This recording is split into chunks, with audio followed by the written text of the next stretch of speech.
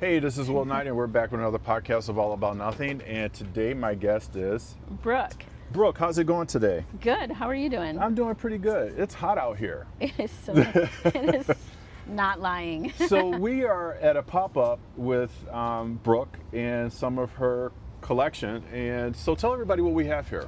Yeah, so I've curated a collection straight from Japan. So it consists of many pieces from emerging Japanese designers, straight out of college, fashion students, and also some vintage fashion from luxury designer houses like Issey Miyake or Comme des Garçons. So yeah, it's a mixed bag. How do you balance your creativity with the business side? Well, the creativity, a lot comes from my sourcing. So I'm very, very visual. So I kind of enhance the business based on what I see or how I see something can be styled. So a lot of my artistic vision shows up in, my client's wardrobe. So in Tokyo, in Japan, how long have you lived there for?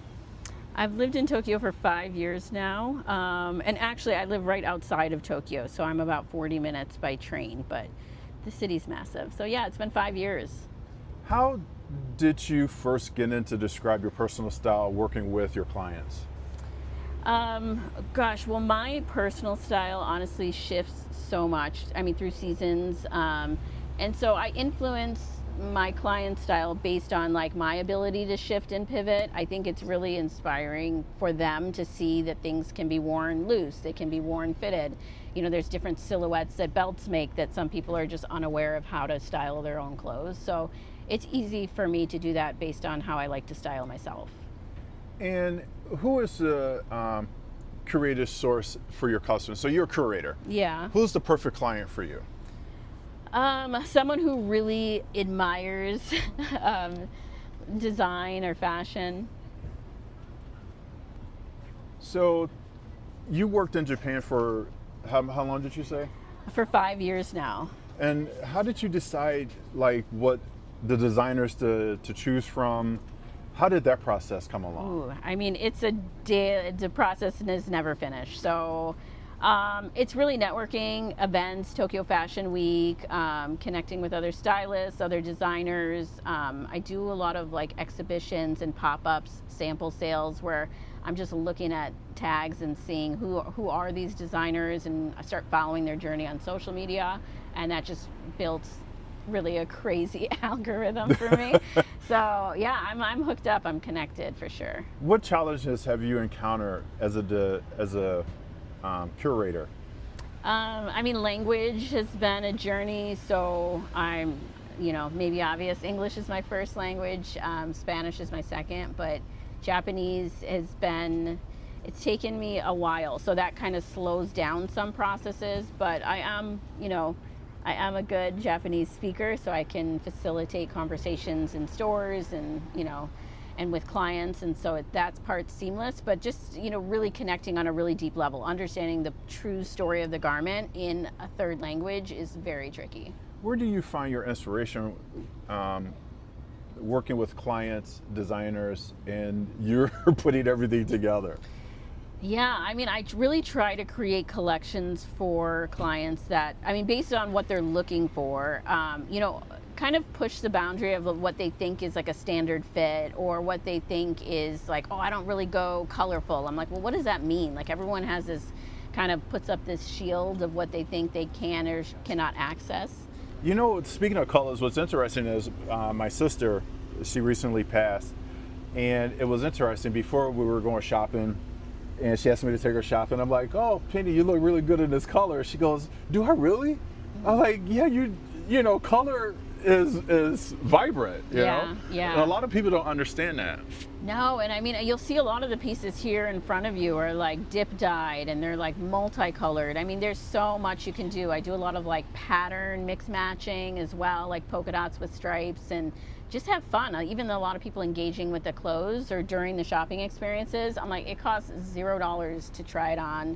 Just have fun. This is a day just dedicated to trying new things and understanding your body a little bit better, so that you can do this and go shopping by yourself back at home and be like, you know what, I should have tried that on, Yes, I definitely agree. One trend that you want to bring back? Bell bottoms. I mean, those are like, that's an easy answer, and I feel like I'm almost late with that, but I just had a custom pair of bell bottoms made, and it's like changed my life. So I wish that for everybody. You know, pairing them with a good cowboy boot, that's timeless. But I think, you know, trends, like I really just wear what I feel like looks good on me, and I experiment with stuff. Sometimes it works, honestly, sometimes it doesn't. And then, you know, like I gift it or resell it, and it's just nice to explore different, you know, different things. Streetwear or high fashion? Streetwear. And how does social media change the trends that affect the way you promote your business? Well, I mean, people are obsessed with, I saw it on TikTok, I saw this on social media, like they've pinned all these things, the places they want to go. Like those places that are trending already have a following. Their prices have been adjusted based on your interest. And so what I do is I find like those emerging designers who don't have, like nobody really knows about, that will make you something absolutely incredible. So I just like, yeah, it's been the trend of thinking that, you know, this is the spot, or they have the best curation, or their inventory is always changing and it's getting more and more competitive. So staying off TikTok before you go to a trip sometimes. So tell me about Fashion Week in Tokyo, because I've never heard of it. Wow, you've never heard I've never heard of Fashion Week. It's always Milan, it's always Italy, UK. Paris. Yes. Well, not anymore. Yeah, Berlin is a good one. I feel like there's it's the same thing. They do twice a year. So the next one coming, I think, is in September. And it's incredible. They feature, you know, same to the, you know, New York Fashion Week. There's international designers, and then you'll get high-end luxury. So gosh, it's just a week of fun. There's a lot of events, and then much like Fashion Week, that process, about 2 weeks later, there's a bunch of exhibitions, so you'll get all these invitations to go try on the clothes. You can buy the clothes from the exhibition at a discount, and they will hand make it for you and send it to you so it's like custom orders. So you get those in like 6 months. That's where some of these pieces are from. So yeah, Fashion Week is amazing. It's amazing. The venues are incredible. The production, the music, like everything you think of a fashion show. It's like going to, you know, people like to go to like a sports arena, or like they love baseball. Well, then what about a baseball game in Japan? You know, it's like for fashion, it's like Tokyo Fashion Week is like the bread and butter of experiences. Okay. So Brooke, tell our audience, how did you get into this? Because this is a good story. Yeah. It's quite the journey. So I'm not sure if I was sharing with you earlier. I was teaching in Chicago public schools. So much like your background, working for the city and in education. And then CPS went on strike, like it was like 2013 or something. And I was picketing in the streets, and someone was like, "Oh, I work in Kuwait." I knew I seen you from somewhere. I know, right? We were both mad outside. And gosh, what a time that was. And I was just like easily influenced, like anything but this. I taught in Inglewood, and it just was very taxing for me professionally. But anyway, so I was working there, and then went to an international job fair, started working in Luxembourg. So I moved to Europe, and I was there for 4 years. And I started acquiring all these clothes. I was going all of the antique markets, all these small designer shops, all the pop-ups. I would just research it. So you're a vintage girl. Yes, just curate. It could even be like secondhand or one of one. Like I really like special stuff. And so, yeah, I have so many accessories. I have so many fun, different things. And so from different people, different regions. And then I moved to Manila, and one climate, like it's just super, super hot. So all the time. Yeah. So I started gathering a lot of accessories, things to make like lightweight stuff really fun. But style was kind of hard there until I moved to Japan. And that's where I started my business, because I was like, oh, there's everything here. Yes, yes. So how does culture, identity, and your personal experience, you traveling and through all over the country, all over Europe, how do you tell someone, or how do you get someone to envision what you do? Ooh, so that's been, I would ask you, how should I do that? It's hard. I think with the shopping experience, it's like you need to be there and experience it in order to fully understand it. I mean, if you're just talking about the journey in general, I think just it's about like, you know, honestly, it took a lot of bravery to just move. People tend to get really comfortable, myself included, about just like, okay, my parents live down the street, and that's my favorite coffee shop. You know, been in this job for 12 years. And so I think with the story about, being in the picket line and like, trying to find a purpose, it was just, I also studied abroad for part of my college time. So I was in Florence. So I kind of had an idea that like international or, traveling experiences were awesome. And so I just I made it my home. So I've been out of Chicago now for over a dozen years, but I still feel like very connected to Chicago. What 3 words describe you?